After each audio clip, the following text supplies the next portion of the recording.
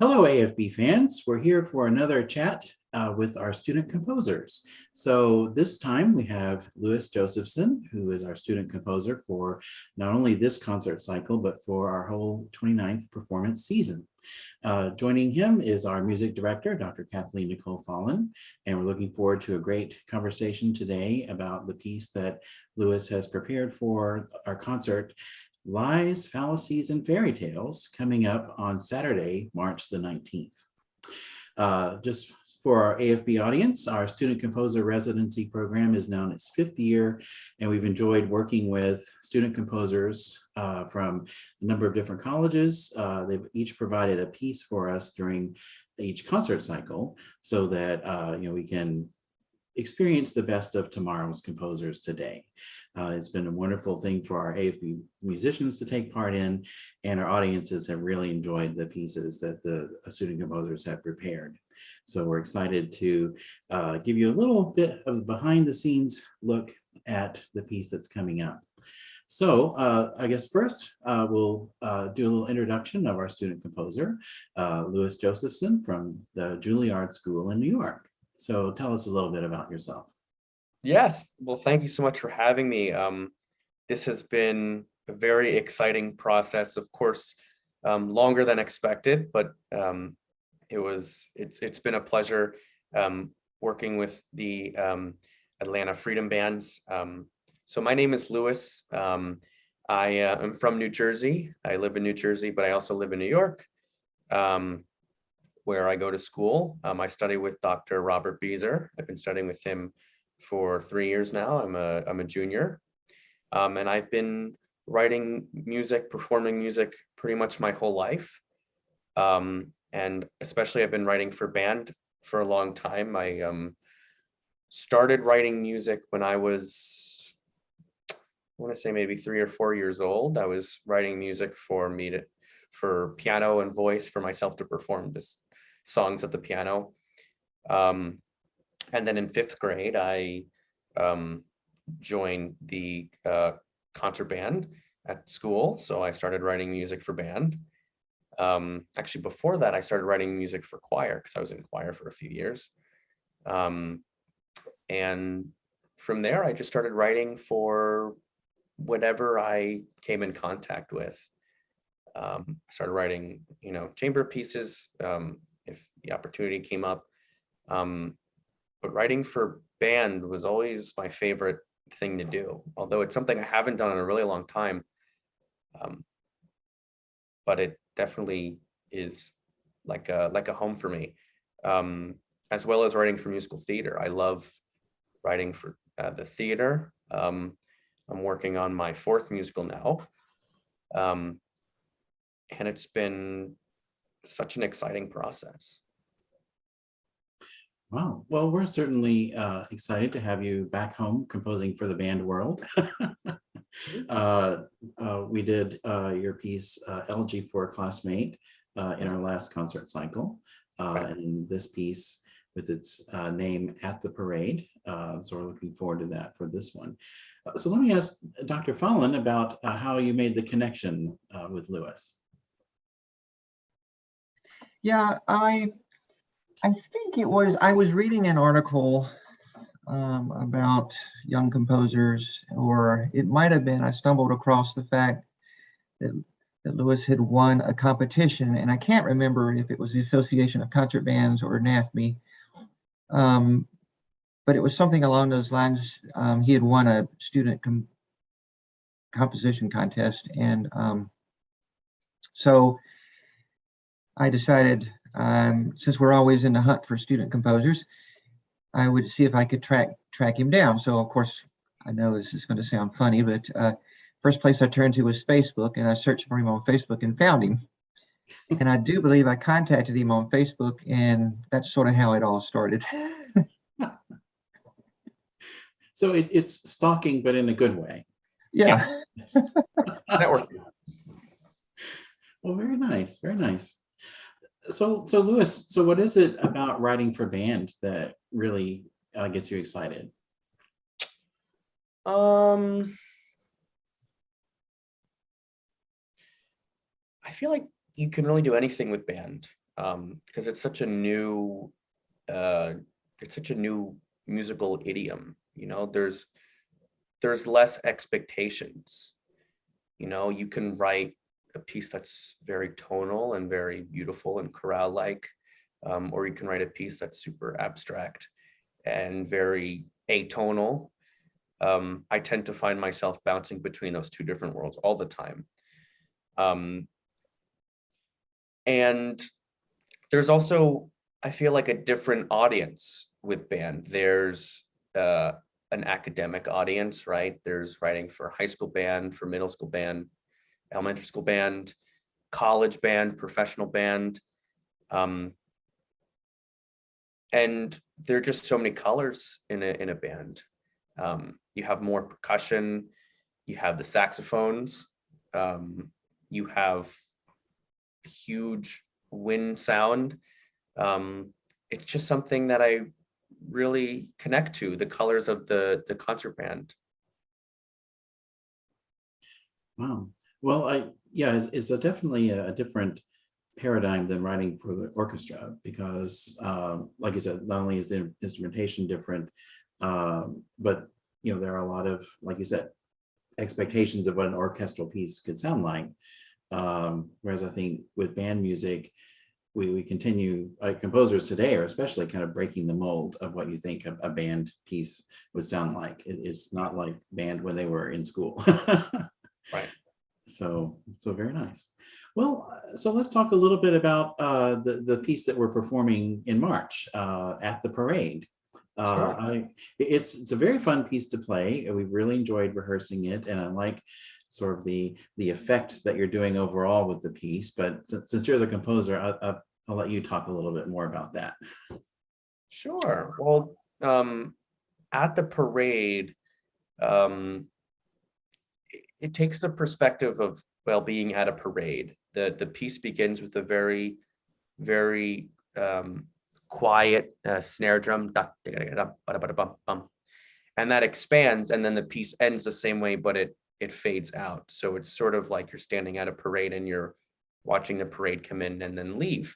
But the piece also has many different sections and variations of the themes, almost like different little stories happening at the parade, or different segments at the parade. You're looking at a parade and you see like 5 different things at the parade. So the piece molds that together, almost like a fantasy. Well, that definitely fits with the theme of the concert coming up, because we have several pieces that are telling stories, painting visual portraits of things. So that's really nice.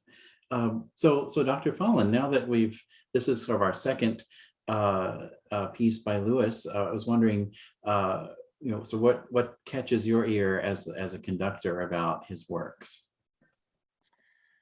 Well, I like the fact that they're very organized, and there's a solid structure to them, melodic.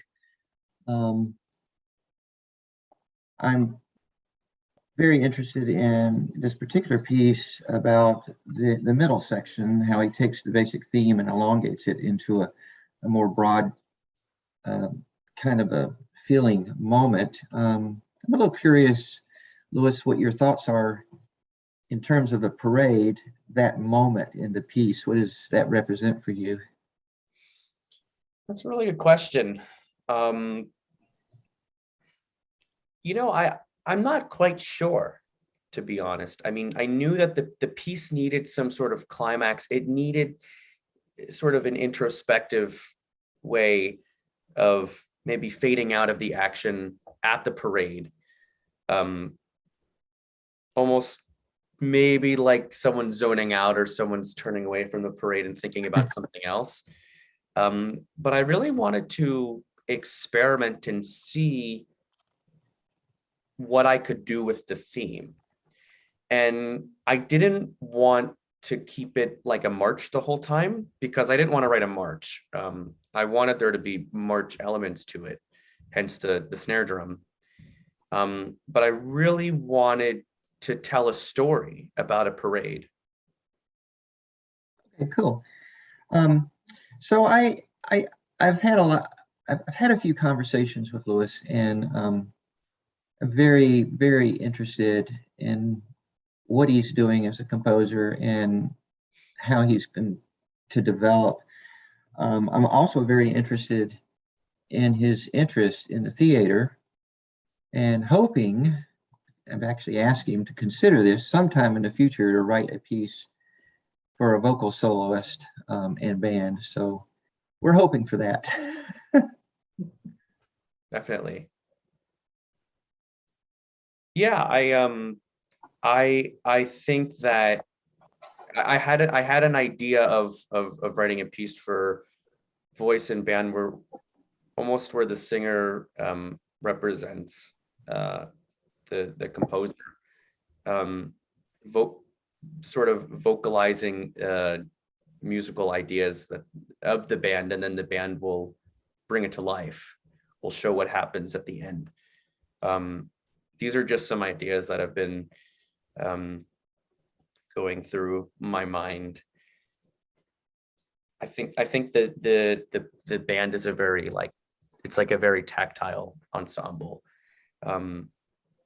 It's very, of course, I guess you could say any ensemble is, but with the many different colors and the grooves which are incorporated in a band piece, I think having a singer would be such an interesting contrast to that. Well, back to the piece that we're performing this next concert. Again, the organization, the structure is very well conceived, at least for me. And I do enjoy the Doppler effect of the piece, the snare drum coming in from a distance, and then at the bookend, of course, is leaving us with that snare drum sound, very, very soft.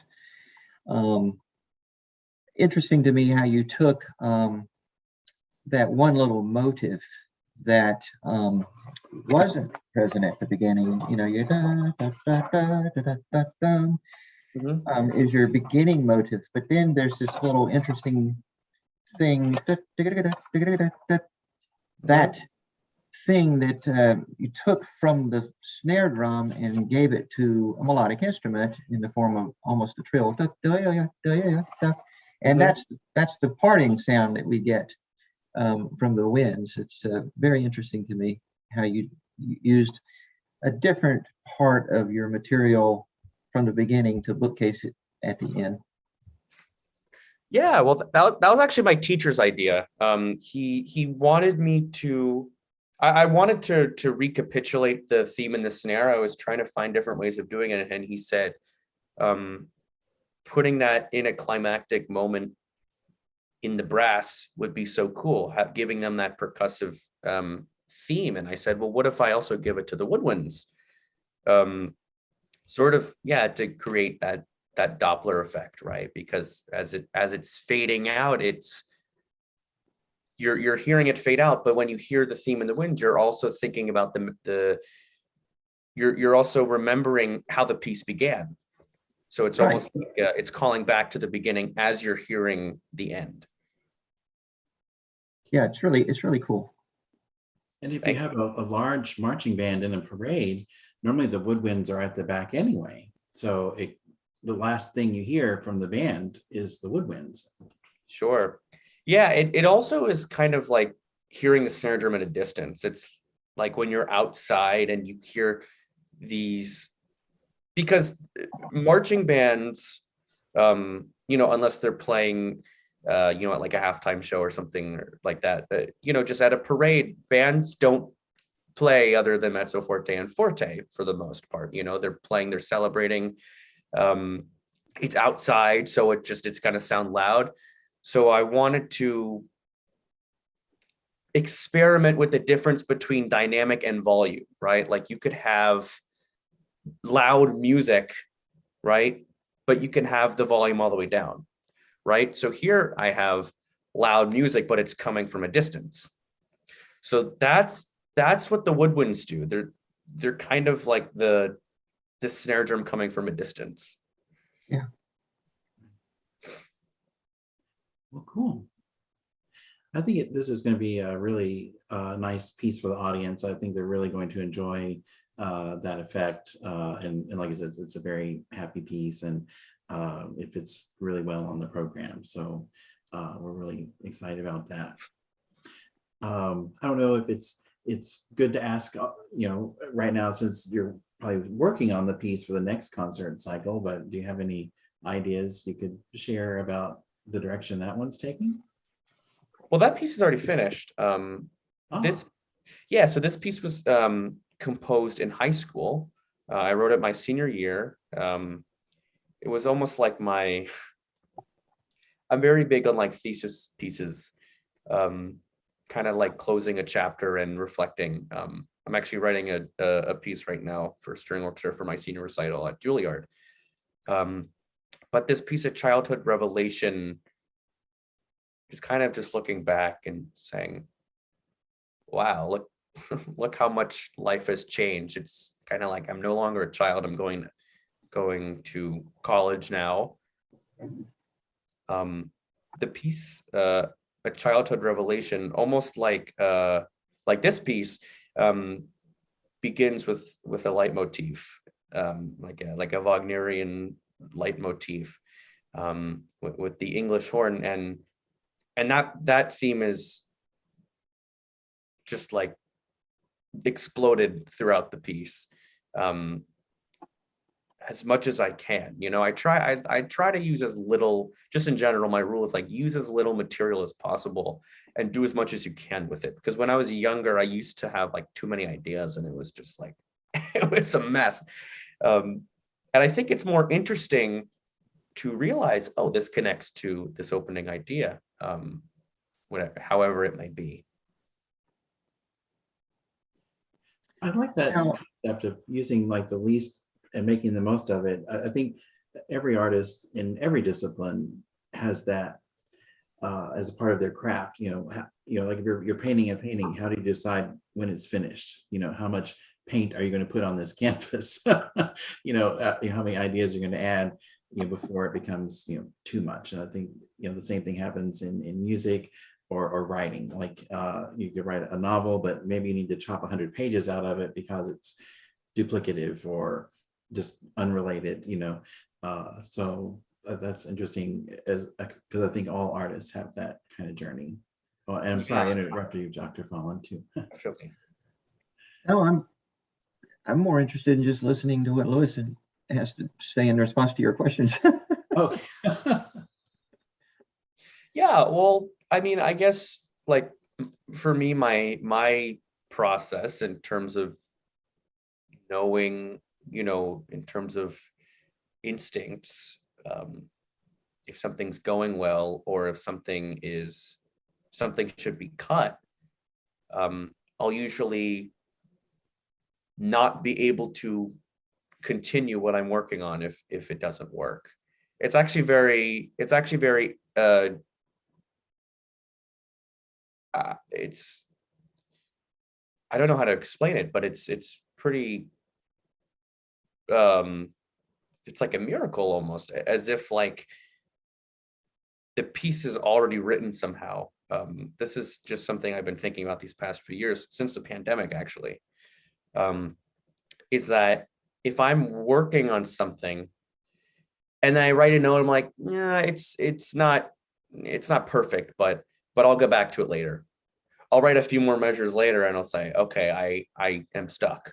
And then I'll go back, and it was because of that note that I was like, yeah, I'll fix it later. As soon as I fix that note, I will be able to finish, right? So if I'm able to expand on an idea, that means the idea should work.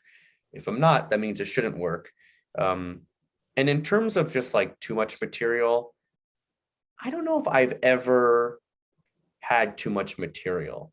If it's for like a theater piece, too much material would be a song that should be cut, or a character maybe. But in terms of like a one movement concert piece, it's usually just like a measure here and there that kind of changes the phrase structure in a way that I don't want. I don't think I've ever cut like a section unless I had the intention of rewriting it. Mhm. So in your writing for musical theater, are you writing like the music and the libretto and the No, I'm writing the music. I am not writing the libretto. I am right now I'm working on a new musical called Dalhinov, which was a town in modern day Belarus. It was um, a Jewish ghetto, a Nazi occupied Jewish ghetto from World War II. And the person who commissioned me to write this piece, it's about his father who escaped this ghetto. And I'm working right now with a librettist. And although I'm not writing the libretto, we're still piecing the story together, and I'm still making suggestions about the lyrics, saying maybe this should change, or maybe I'm moving things around in the text, especially if there's a song that's a little bit more abstract. For example, the Act 1 finale, Scatter, which is the song. I almost feel weird calling it a song. It's not really a song. It's more of like a movement, where the Germans come in for the Germans. This is where the Germans attack the town for the first time. I was given just like, the lyricist just gave me a bunch of lyrics to work with, and I would take 4 lines here and there and just kind of put it in order. Try to make things rhyme. And I would keep the things that would work. I would try to piece it together based off what he gave me. Right. Well, if you don't mind me asking, given what's going on in the world right now, or like in that part of the world, I mean, are some of those, I don't know what the right idea is, some of that influencing what you're writing or how you're feeling about what you're writing? I think everything influences my writing. I mean, this event is so new, and I haven't worked on that piece since that has come up. But in general,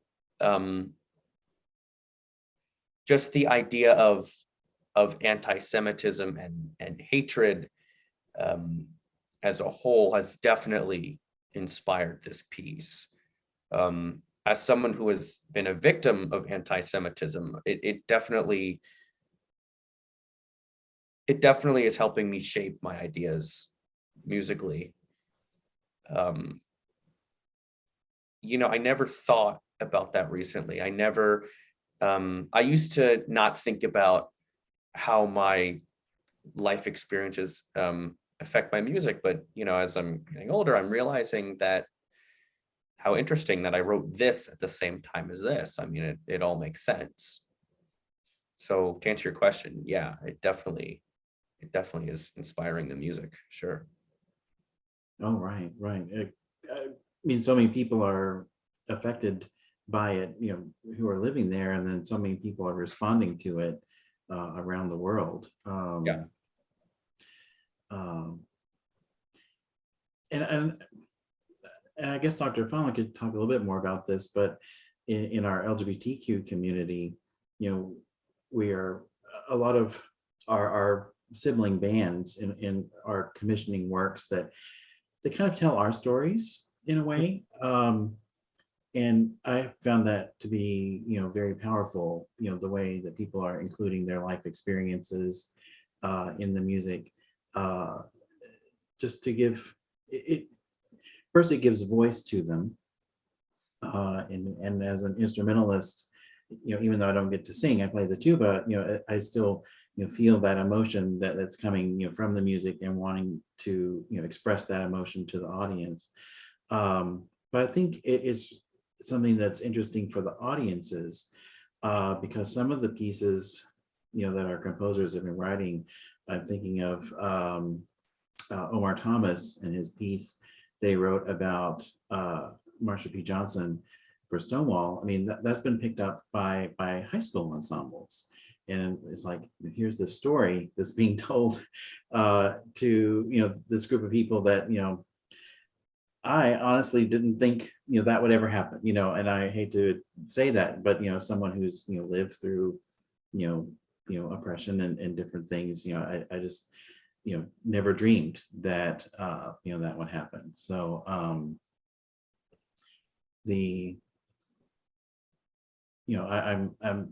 really excited for you to get a chance to sort of express that through your music, express, for your community, and, maybe hopefully we'll get a chance to be a part of that when that theatrical production comes here to Atlanta. Absolutely. So I don't know, do you have any comments on that, Dr. Fallin? I think a lot of composers write from a personal experience standpoint. So not just in the LGBTQ community. And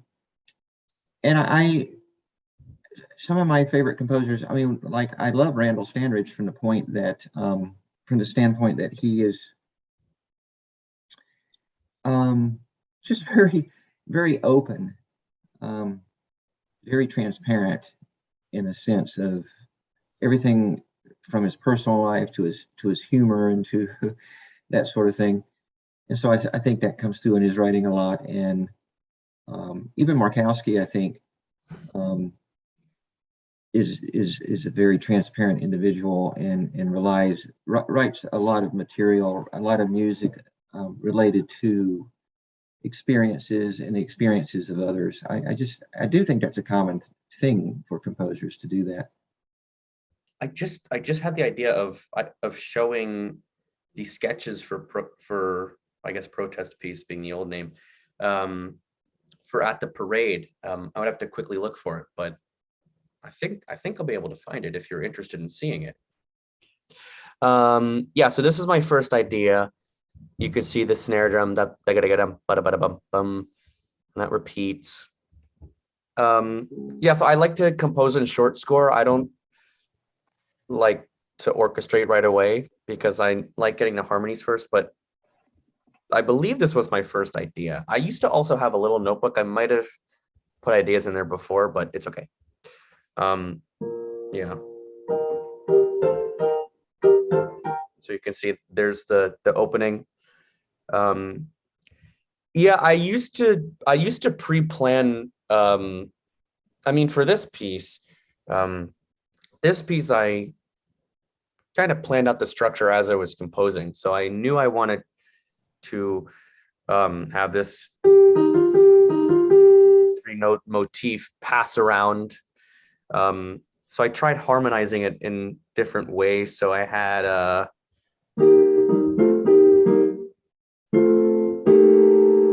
and then I had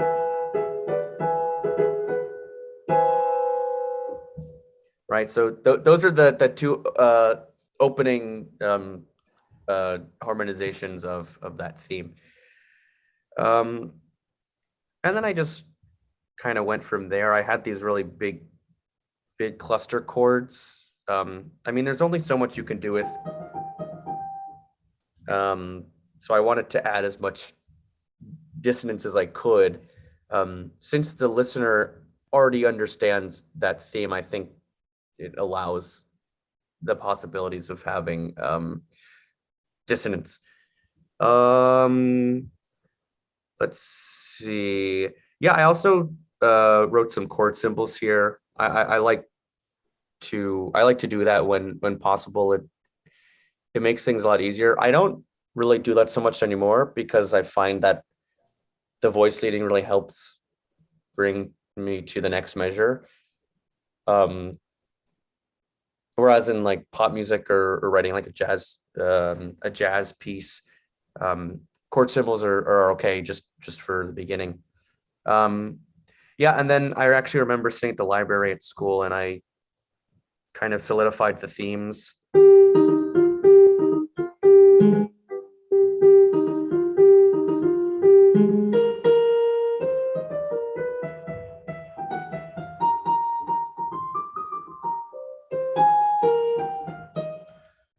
So I kind of tried.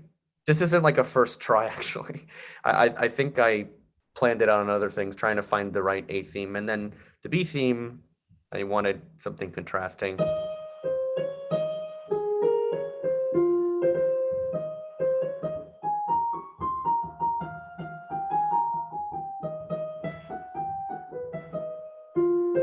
And that completely changed. It was too chromatic. It sort of was a little too kind of meandering, going to all these different, and then so I ended up fixing that because I wanted, I remember it didn't match the harmony so much. I think that's the last page. Yeah, those are just some ideas that I had. You can see here I came up with this. Sometimes I come up with little counter melodies as I'm going. Yeah, I thought it'd be cool to show this. I don't know. It's very cool. Very cool. Yeah. I'd kind of like to incorporate part of that in our video. Oh, absolutely.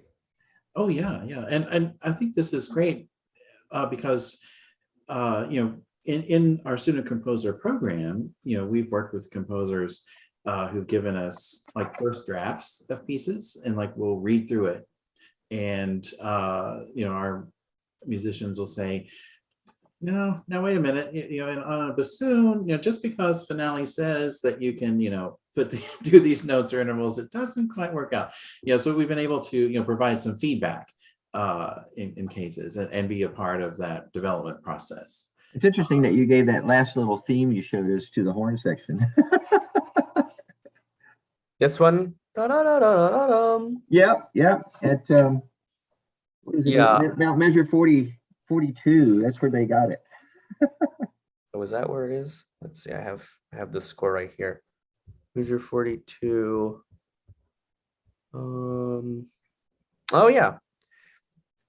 Yeah, I originally wrote horns and saxes, but then when I learned we had 4 horns, I was like, nah, the horns can do it. And there's a good horn section too. Oh yeah. Very cool. Well, I appreciate this look inside your process. And Sure. even though it's changed a little bit, I should explain for the audience that we originally started talking to Louis even before the pandemic started. And then of course that delayed our ability to concertize. So some of the pieces we've been waiting to perform for quite a while. And so we're very excited to have the chance to do that. Yeah. Cool. Definitely. Well, I mean, this was my process for this piece. Although my process of composing in general has changed. This was still my process for the piece that you guys are going to play. Right. Well, I'd like to thank you both for joining us for our chat with composer Louis Josephson, who will be presenting. We will be presenting his piece at the parade at our upcoming concert called Lies, Fallacies, and Fairy Tales, Saturday, March the 19th, 8 p.m. at the Church of Ponce and Highland. Let the audience know that seating capacity is limited, so you need to order your tickets as soon as you can before they sell out. But if they sell out, that's okay. You can still watch the concert on AFB's YouTube channel. So people around the nation and around the world can see the concert and experience this great music. We'd also like to thank our grant agencies for making this possible, the Georgia Council for the Arts and their partner, the National Endowment for the Arts, the Fulton County Arts Council, and the Atlanta Mayor's Office of Cultural Affairs. We'll post the link for the concert event page and the tickets in the description below. So be sure to click on those and join us for the show. So once again, thank you, Louis. Thank you, Dr. Fallin. Thank you, Cliff, for putting this together. Sure, sure. Thank you. And that will be great. So audience, we'll look forward to seeing you on March the 19th.